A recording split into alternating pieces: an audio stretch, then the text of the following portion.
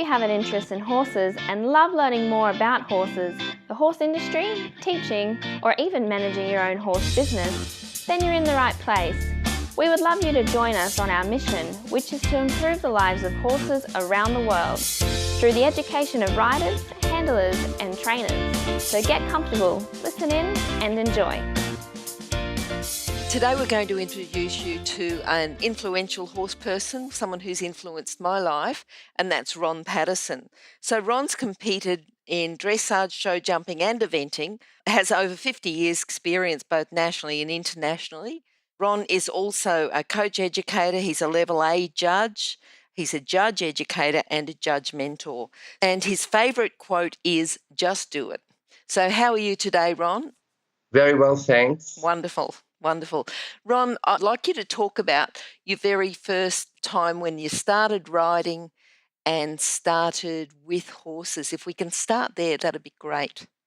Oh, okay. Well, I first started and I was most probably about 6, I think, and it was a case of riding the old horse around the property a little bit, and then I rode to school after that. Mm-hmm. Good. Yeah, so that was sort of starting off bareback with a bag, a corn bag for your jute bag for your saddle that you put on so sweaty. Yep. And it was a part draft horse that was used in a cart, so that was it. Then I progressed to a little bit more refined horse, but still an ordinary horse, and then rode to school. But for many years I just rode in a pad. That's what it was. Dad bought me a stock saddle, and I hated it. So he used to say, "Well, you've got to ride in it. I bought it for you." So I used to ride down the paddock and then take it off, hide it behind a tree, and then go riding bareback, come home, put the saddle on, and then Okay. All right, Ron, that's a big jump from what you're doing now to riding in a stock saddle and riding bareback. How did you start to ride or become interested in showing, dressage, jumping? What's influenced you there? Well, how it started, God, I hope we've got enough time to go through this. It started, I was interested in where we used to live at Albany Creek. There'd be some horses and riders go past it from a riding school, mm-hmm. and they were really sort of quite nicely dressed. And there was one group that used to go past and they had a white shirt and a yellow tie, and it was called Town and Country Riding Club, and they used to live at Zilmia. Mm-hmm. Well, the place was there at Zilmia. I think it was a Mrs. Turner who had it, and the horses were always well turned out. And I just was talking to them one day as they passed, and they were going off to ride at a sports day down at Aspley. So I said, I'll ask a few questions again. I was then 11, and that got the better of me. So at that stage I had a skewball pony and my shorts and bare feet, I think it was. Okay. So I went to investigate, to have a look. So I went down there and I was quite impressed with it. It was eye-opener. I'd never seen anything like it. Horses going around in circles. Then they had novelty events. Then they had a little bit of a hunter class where they ran around and jumped over batten fences. It was a real eye-opener to me. Like I'd seen at the exhibition, at the show. Yes. You go in and see those sort of things, as we all did when we were young. So that sort of really did inspire me. And so they had a couple of little things going. I didn't know what it was, a trot and canter around the arena. I went in that and I got a yellow ribbon. So I thought that was the best thing. And that was in just around Easter time in that year. Mm-hmm. Mm-hmm. Yes. Then after that, I went back again. And then I think my mum and dad bought me some jodhpurs then because they thought it was serious. Mm-hmm. And then it came up to be the Pine Show in August, Pine River Show. Yes. We got the skewball pony there, and I had mum bought me some clothes, and I still remember the shop. It was at Yule's at Petrie Bite down there where the... Yeah, I remember. Yes, right? Yep. You remember that? Yes. Yes, the shop. It was Yule's Saddlers and Sid Hills, and yeah, so from Yule's there they had all the clothing and everything. Mm-hmm. So there mum bought me that and went to the show. We sat around all day till it was at the end of the class, and I got a ribbon in that as well. Well done. So that's where it all started. And it went on from there. Then the interesting part was that was August. Yeah. And joined Hendra Pony Club. I met a chap called Bob Williams, who was a stockman and campdraft person who'd come in, and he was also then the red coat at the exhibition. He lived up the road on virtually at the junction of Beckett and Roadie Road, and we used to then ride from Albany Creek through. I used to ride up to their place, which is a few miles. Then we'd ride to Hendra Pony Club, which was right over by the junction where the freeway goes over to the airport off the M1. Yep. So we used to do that and then get back on Sunday night and then ride the pony to school the next day. So we were also sort of long time in the saddle. That's a great story. I hadn't actually heard that before from you, so that's wonderful. Now, just going to your quote, "Just do it." What's inspired you there? What's made you say, "Just do it"? Well, that's come up all the way through, like that first time of myself taking me down to that sports day. Just do it. Just do it. Yep. So before Nike came up with it, because Nike's saying is just do it. Oh, is it? Oh, okay. So maybe, so you haven't pinched it off them. They might have just pinched it off you. Oh, no. Well, that was in 1959. Okay. So, all right. Yep. Yeah. So that's come along. It keeps happening all the time, you know? You might question yourself, you don't know about that. You thought about that's what you want to do. Well, just get on and do it. All right. Now, from there, the jumping and the eventing, I know that, like, Franz Moringa inspired you quite a lot. Is that who started you with eventing? How did Franz inspire you? No. We then, there was started in the Brisbane Showjumping Club. Mrs. Nunn was running that with her daughter Daphne. Daphne then became Daphne Williams, married one of R.M. Williams' sons, and Mary Seafried is the youngest daughter of Mrs. Nunn. So the Brisbane Showjumping Club, it was called, over at Rocklea. So we went over there and joined that and started some jumping. That's led to that. So then there was also a person eventing. There was a place at Bracken Ridge, a chap called Bernie Connolly. He was a sort of a showy person at the time. And another chap there, Godfrey McMurtry. Godfrey was always out there, and he had these jumping books that he'd bought from England. And so there were all these photos of Pat Smythe, Bill Smith, Ted Ekka, those old identities. And we used to look at those sort of jumps, and Godfrey used to go away and try and make these jumps for us to jump around show jumping. And then the cross country came up. So they built a course out there, and that's where, it was all jumping. But at the same time with that, the jumping at the shows, but it used to be called Olympic jumping, only just started around the place then. But the main jumping was the open hunter classes around the arena. We'd have 6 batten fences, about 1.20 metre. And they'd go around and they'd mark it, tip in front, tip behind, the horse style, and, that sort of thing. So that's what basic jumping was, and that's what I did. I was fortunate enough, Tommy Graham, a chap from Beaudesert who we met at the jumping club, he had an old pony, he's a Galloway really, called Anything, and he was 21-year-old at the time, and he was an amazing horse. In his younger day, he'd jumped the water jump at Brisbane Royal, had jumped 24'6". That's awesome. Quite big. Quite awesome. Then it was a Galloway 14'2". Gee. So it's amazing, isn't it? It is. It is just marvellous. Yeah. So, but that's what it was in those days, the water jump and the high jump and hunting around the ring. And we used to do also pairs of hunters, section 4s, where you'd go in 2s, then the team up with 4, and sometimes start off in 1s, form up to 2s, and then into 4s. So there in all of that was precision riding and just getting on things and, be at a place at a show and say, we haven't got a rider for this one. Come and join in and do this, Yes. So you'd either be riding your horse or they'd fling you on another horse. And that was it. It just happened. No time to think about it. Do you want to do that? Yeah, get into it. Sure. Just do it. Sure. Yep. Yeah. Yep. So then you asked about Franz Moringa. Yes. He came along later. I'd been showing, and then my dad bought a pony, and that pony was from Tweed, which was really my schoolmaster and teacher. He was a campdraft pony from northern New South Wales.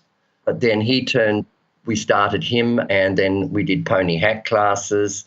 I did gymkhanas, so he was able to do all the flag bending and all the novelties. He was, we used to win at most of the high points at the gymkhanas, do some jumping and that with him. And then he turned out to be a pony hack. I won most of the boy rider classes around. He won the pony hack class the first year at Brisbane Royal, then in Sydney Royal, and then was champion pony hack at Brisbane Royal. Then went on to carry me through to be the TA Field, which was the Pony Club one-day event championships 2 years in a row. It's good to have versatile ponies, isn't it? Do you find that because you yourself were such a versatile rider, that's gone and helped you in your specialisation? Everyone should do that, and jumping. Yep. They should do everything. And that's why the European, the Germans and that, they all have to jump. They all just do it. And they all go on the lunge. So the initial stage of that, we were doing hack class. We didn't know what a diagonal was. We knew what a flying change was. Yep. But that was it. And then in 1961, the first year I went to Sydney, Franz Mayringer, they'd just come back from Rome when they'd won the gold medal in all the eventing and things. And, they were doing that. And here, all of us in Queensland didn't even know what a diagonal was. And in those days, the states were so isolated with the horses. Only a couple of people travelled, because the road was so bad. And I remember the days going down there, down the highways and things. Oh, my God, when you see today with the freeways. They were Britons. So Franz, I saw him ride. That was the first pre-St. George test ever ridden in Australia. And I saw that. And when I saw that, that was the most inspirational thing to me. Because I'd done 2 years basically of showing in Queensland, all the novelties done, all the hunting, jumping stuff, teamwork and all that, and thought, well, if this is it, I've done that, what else is there? And when I saw that, a horse doing extended trot, flying changes every 4 strides. And yes. God, it was mind-boggling, so I said, that's riding I've got to do. I'm going to do that. Yeah, so I had the family support and everything to go along and help to do that. Not that we had that much money, but I had the support of parents, And so he used to come up to Queensland, didn't he?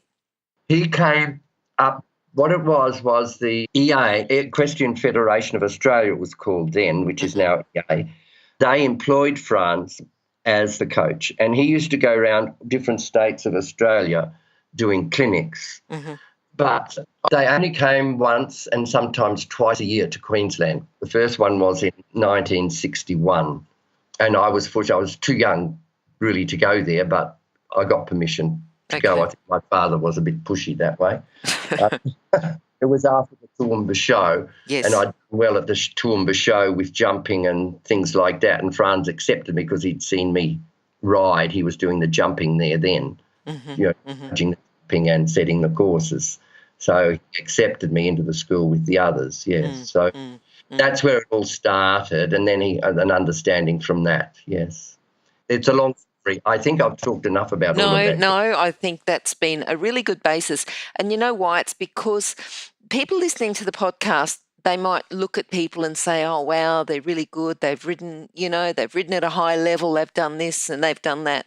But if they can look back and say, oh, well, I've gone past the riding a pony to school, or I'm still riding a pony just there, they know then that anything's possible. You just got to do it. Just do it. Just keep doing it and keep working towards what you're doing. So we can jump ahead and talk about what you're doing now, because you're judge educator, judge mentor, level A judge. And I know that you want to talk a lot about judging and judging dressage and the importance of, you tell me.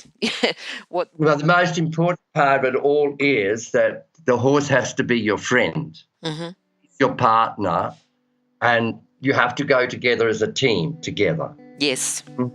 They're not to be used as a means for self-personal gratification. It then becomes abuse of the animal. Yep. So this is what has changed over the years. We learned a lot from the horsemen who said, this is what they get fed, this is what they do, this, as it was in those days. But in all things, the horses was cared for. The horse had, whatever you did, you had to fix the horse up first before you even got yourself a drink. Sure. And nowadays, sure, there's the welfare of people and riders, and you have your duty of care and so forth. But it drives me crazy. You're riding around in a group, and it's not so then everyone's got to stop and have a drink. Yes. Toughen up a little bit, everybody. This is, if you really want to get this done, you've got to be, and that takes the focus away from the job at hand. I've got a little bit off track there, I think. So what I was wanting to speak about was the importance really of the rider's position. Yes. Because without a position, we can't actually get to communicate with the horse and train the horse. Yes, we can go from A to B, we can turn left, we can turn right, but as I said, it has to be a partnership. And to be a partnership, the rider has to learn how to absorb the horse's movement, to go with him. There's the old saying, don't go before him, don't get behind him, but take him with you. Yes. The rider has to learn this, and this is training from the position. And I'm interesting we're talking about this because I've been asked to do a talk in Adelaide next week about the importance of the rider's position and how it influences the dressage test. And I thought, I'm not a great avid reader about horsing. I'll pick up a few books and look at this. I said, yeah, everyone's saying the same things, but we all have a different interpretation of what is said in most cases. So you have to be able to sit on the horse and it's best if it's a trained horse to be able to do this. Find what that they're writing about. Otherwise, if it's not that, you have to have a picture in your mind of what it's supposed to look like, and then you have to search of a way how to get it done. But riding without stirrups and no reins on the lunge, or riding one hand is the only way to fix it. You have to do miles and miles and miles and hours of it. So you actually learn how to to allow your body to absorb the movement, because you have to learn about the seat, you have to learn about the leg, you have to learn about your core, you have to learn about your upper body, you have to learn about your shoulders, you have to learn about your arms and your fingers, right? So if you can't isolate all those parts of your body and coordinate them, you're not going to be consistent in your message to the horse. So one day it's a little bit like going to class and you're speaking English, and then the next day you'd be speaking English and part German, English part German, French, if you get the message, what I mean. All right. Now, you talked about the importance of hours and hours and hours and hours of riding without stirrups, riding, with one rein or no reins. You talked a little bit about additional help from fitness, exercise professionals to help maintain correct riding techniques. What can you talk to me about that? Yeah, that's a very interesting thing. Yeah, that's good you brought that up because I'd ridden all my life and my wife has ridden all my life, and a lot of people we associate with at the level of standard we do things at. We take for granted a lot of things that we didn't know or weren't aware of about our bodies. So we had, for example, a girl here worked for us for years, and I used to get her to ride without stirrups, do all the exercises, and it wasn't working. She just couldn't. It was so strong. She could water ski brilliantly, pick up the chainsaw, do work, muck out the stable, hay bales everywhere, and a really good, and wanted to do it, but she was missing something. Couldn't find it. So my wife took her off to Pilates. That worked a little bit. Went to a foot specialist, a podiatrist, so she had some troubles with. But the thing that did then really work was a personal trainer. Okay. She was able to compensate with her other strengths and her ability that she'd learned to use other parts of her body without core strength somehow. And they are picked up on that. And then with the exercise, and then as soon as she got that happening, bingo, away she went. It was so good to see. So there is outside help for it to help you. And there is so much about that now. Yeah. There is a lot up there put out in the media about it. And yes, so I say people, go for it. Okay. Try it, do it. Yep. But nothing, by doing that, don't think that you'll be able to sit on the horse. That's a whole different ball game again. So it's as a complement, not instead of. Yes, it complements. Yeah, you need, I think, if you're having difficulties with it, go and do that to help yourself be able to complete the next part of the task of riding.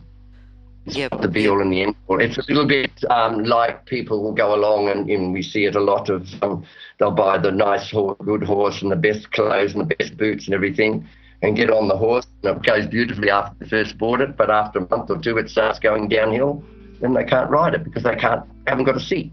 Ron, you were going to talk a little bit about the importance of the training scale as well.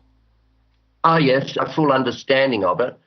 We can say the words rhythm, suppleness, contact, impulsion, straightness, collection. In what we're using here in Australia, the one word has been missed out. The first word that should be in there with it all is relaxation. Mm-hmm. So we mainly must have the horses in when you're achieving rhythm, suppleness, contact. If the horse isn't relaxed and not together with you, that is not going to be achieved. Mm-hmm. Mm-hmm. That's something that we all have to think about. The other thing to help people coming into it and learning what to do, and we don't see this so much anymore, which is very disappointing, the people won't watch and sit down and give themselves time to watch. You learn just as much by watching as you do by having a lesson. Mm-hmm. Mm-hmm. You have to get your eye and understand what the picture is supposed to look like. Yes. You can also say that, but study it and then try and picture what that, as you've ridden a horse, what would that feel like? We see all these horses doing lovely things and horses jumping great jumps and the riders sitting there doing it and saying, wow, look at that. But if you don't watch it and watch it and watch it, mm-hmm. you're never ever going to master it because you won't have enough understanding about it. Mm-hmm. Okay. That's why the old schoolmasters are the best teachers. Yes. But yes. We don't have that. We are, if you can sit someone on a horse that's trained, you only have to get it at 20% right, and the horse picks up and says, oh, I think this is what you want. Yes. So okay. Yes. Yes. But we're all not in that situation to be able to do that. Like when we all started, as I said, there was no dressage. So we trained our horses by looking at a picture. Mm-hmm. And talking to one another, watching everything. Okay, yeah. And the big thing is in it all too, you have to be your own worst critic and also make yourself the best critic of yourself. Yes. Pick all your faults, pick it apart, and then start looking for the nice parts. Okay, yep. All right. I'd like, if you could, so that people have got something to go away with, that they can work on, just a training tip for horses and a training tip for riders. Yeah, okay. The riders, I've said it. Yep. A good deep seat, ride your line, your speed. Yes. And make your horse your friend and partner. For training, those things go hand in hand. Okay. I believe. Yep. I said. Yep. Yeah. Your line, your speed, you can have to know. There are circles and there are circles. There are straight lines and straight lines. To get from A to B, you have to understand what straightness is and you have to understand what bend is. And just saying it isn't good enough. That's why I said you have to go and watch and look and study. Good. All right. Now, Ron, have you got a book that you would recommend for our listeners? Oh, maybe the Franz Marenga book that you helped put together. Yeah, that's the one, yes. With that, as I said before, I'm not an avid reader because I go off by what I pick up a book and read certain parts of it and say, yeah, that's their interpretation, and that's true. And you read another book, they say it in a way and they end up with the same result. No, just read, take it all in, but look and watch and learn. We say get your eye in. That's what we say in judging. Get your eye in. Training, get your eye in. Yep. Yeah. All right. And it makes no difference whether it's a great moving horse or just the ordinary stock horse or the child's pony that like someone's just having fun on. They can have fun and enjoy it and do all the same things. Yes. Oh, that's excellent.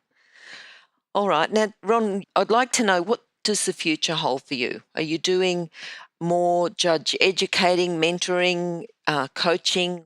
I've been coaching much more lately. Yes, that's where I'm going. Doing coaching because at the end of the day, I'm no spring chicken. And what I have learnt over the years, a lot of it's been lost because of the commercialism of the industry. no one's got the time to spend those extra time to get the horses together, get the riders going. And the breeders have done an amazing job breeding these wonderful, naturally moving horses. But the same can't be said for the riders and the trainers. I believe now it is the fact now in Europe, it is a lot better. Thanks to Carl Hester and Charlotte and people like that. I pluck as the ideal ones, but there are a lot of people, I'm not just saying them, there are a lot like that, but there are other countries that don't and haven't fooled horses on those lines, which are completely wrong, but they've been winners, which has done the whole sport a lot of harm. And the most I have to say, though, I thoroughly enjoy watching so much now the show jumping from the international classes there. And we have to give credit where credit's due. In Australia, it's getting a lot better, but they have a long way to go. But by watching and looking and seeing, it just takes time. Yep. All right. Now, before we say goodbye, what's the lesson for today? What's the main thing that people should go away, the thought that people should go away with from talking to you? I would like them to go away and think of what I said about their horse as their friend, have confidence in themselves, keep an open mind, and be your best critic. Great. All right. Now, Ron, if people need to contact you about doing judging workshops, coaching, can I leave your details on the show notes? Is that okay? Oh, yes, that's all Perfect. fine. Yeah. Perfect. All right, then. Well, thanks very much for that interview. It has been fantastic for me because there was a lot of things that you'd said that I thought, oh, yeah, I remember that. So that was very good. And hopefully it's as interesting for other people as well. But it's very good, as I said, to think that that's where you started and you've done so much and just consistently, just done it or just do it, but been consistent with that throughout. And you've certainly come, it's a long journey that you've made, but you've just made it, All right, well, thanks very much and we'll talk Wonderful to you soon. chatting, Dennis. Thank you very much. Bye-bye. Remember that our comments and instructions are general in nature and do not take into consideration your individual horses or your individual ability and circumstances. If you enjoyed this podcast, then please leave your comment below.